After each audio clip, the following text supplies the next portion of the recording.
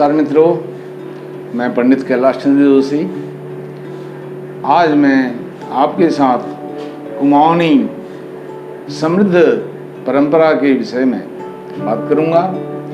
कुमाऊनी समृद्ध परंपरा हरेला या हरियाली भी कहीं कहीं इसको कहा जाता है। हरेला नज़दीक में आने वाला है। 16 जुलाई को कर्क संक्रांति है। कर्क संक्रांति के दिन हरेला मनाया जाता है, हरेला काटा जाता है। उसके ठीक 10 दिन पहले 7 तारीख को 7 जुलाई को हरेला बोया जाएगा और 10वें दिन हरेला 16 तारीख को काटा जाएगा। 16 तारीख को कर्क संक्रांति है। कर्क संक्रांति श्रावण एक गते, एक पैट भी कहते हैं, कुमाऊनी में पैट भी कहते हैं, एक गते एक पैट। और इस दिन सूर्य नारायण भगवान मिथुन राशि से कर्क राशि में, तीसरी राशि से चौथी राशि में जाते हैं, संक्रमण करते हैं। संक्रमण से ही संक्रांति बनी हुई है। तो जो कर्क संक्रांति है, इस दिन हरेला काटा जाता है और 10 दिन पूर्व इसको बोया जाता है। इस प्रकार से कुछ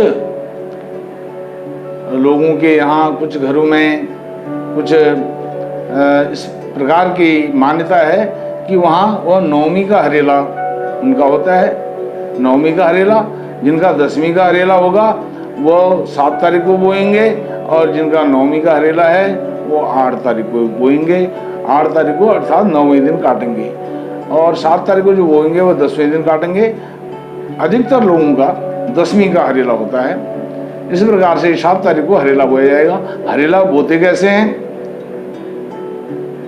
जो हम बचपन से देखते हुए आए हैं, जो बहुत बारीक मिट्टी होती है, मुलायम मिट्टी होती है जिसमें कंकड़ पत्थर नहीं होते हैं, ऐसी मिट्टी, या जहाँ पर चूहे अपनी बिल से मिट्टी निकाल करके बाहर फेंक देते हैं, वो बहुत महीन छनी हुई मिट्टी की तरह होती है, उसमें बोया जाता है।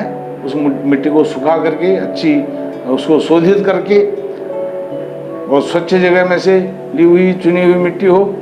और यदि मिट्टी नहीं मिल पाती है तो जो रेता है, भजरी है, उसमें भी कुछ मिट्टी मिला करके उसमें भी हरेला बो सकते हैं। हरेला बोने के लिए धान है, जौ, मक्का और गेहूं, और भी वैसे सप्त धान्य इसमें बोया जाता है, लेकिन धान, जौ, मक्का, गेहूं ये 3-4 भी मिल जाते हैं, उस हिसाब से बोया जाता है। अब हरेला मनाया क्यों जाता है? हरेला असली में आषाढ़ के महीने सावन शुरू होने से 9 दिन पहले उसको बोया जाता है। अर्थात यह जो हरेला होता है यह फसल की पूर्णता का एक प्रतीक होता है। फसल यहाँ पर पूर्ण मानी जाती है। अर्थात जब हरेला बोया जाता है उसके बाद फसल की बुआई समाप्त मानी जाती है। इस जो मौसम की फसल होती है उसकी बुआई समाप्त, उसके बाद हरेला बोने के बाद कोई भी फसल बुआई नहीं होती है। और न तो गुड़ाई होती है, न निराई करते हैं, गुड़ाई नहीं होती है और बुआई भी नहीं होती है। एक तो ये है। दूसरा, जब हम एक गते कर्क संक्रांति के दिन हरेला काटते हैं, हरेला पूजन करते हैं, तो उस दिन से जो श्रावण का महीना है उसमें भगवती कार्य होते हैं, अनेक भागवत होते हैं, पुराणों की कथा होती है, अनेक धार्मिक अनुष्ठानों का यहाँ पर इसमें आयोजन होता है। यह भी एक इसको मनाने का कारण है। दूसरा, चातुर्मास से आरंभ होता है। चातुर्मास से आरंभ होता है तो वो वैसे तो पक्ष के हिसाब से भी हो जाता है और आषाढ़ की जो पूर्णमासी है उसके अनुसार पूर्णमासी के दिन से भी शुरू हो जाता है। लेकिन जब सूर्य नारायण प्रत्यक्ष रूप से कर्क संक्रांति होती है, कर्क राशि में जाते हैं, तो उस दिन से चातुर्मास से एक परंपरा ये भी है, मनाया जाता है।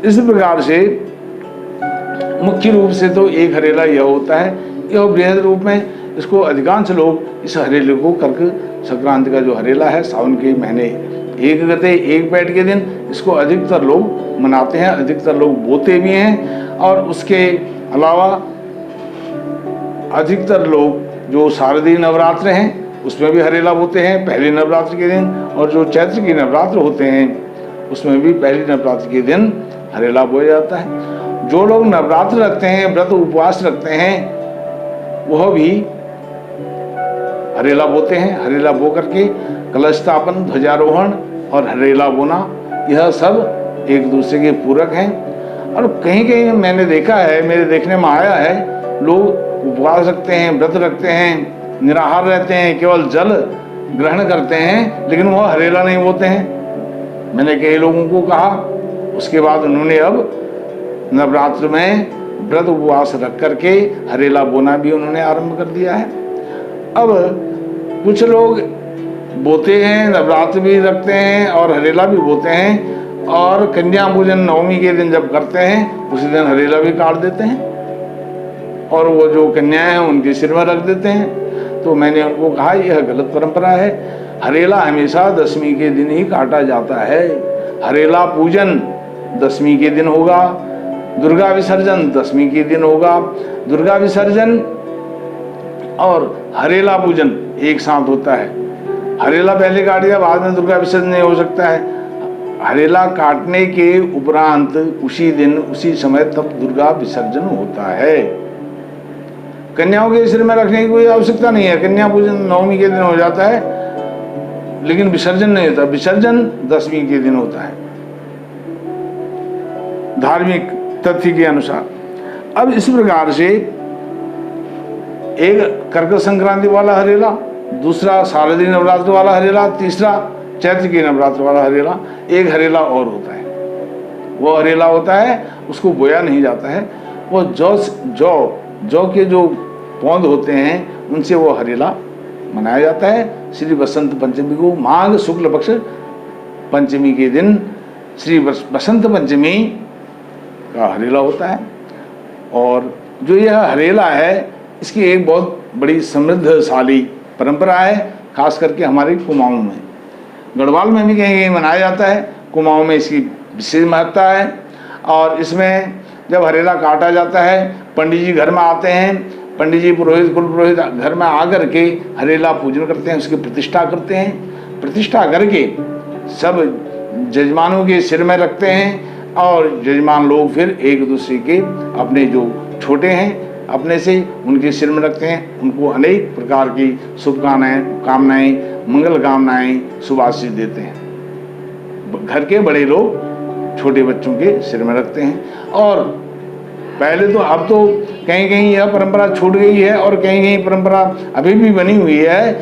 उसके बाद जो दरवाजे हैं, चौखट हैं, चौखटों पर भी गाय के गोबर से हरेले के तिनके लगाए जाते हैं। घर की खुशहाली के लिए, घर की समृद्धि के लिए यह सब किया जाता है। गौशाला होता है, गौशाला में भी जहाँ गाय, बच्चिया, भैंस, बैल आदि उनका जो गौशाला है, उनकी रहने का जो स्थान है, वहाँ पर भी हरेला हम लोग लगाते थे बचपन में। आज अब यह नगण्य हो गया है इस प्रकार की परंपरा।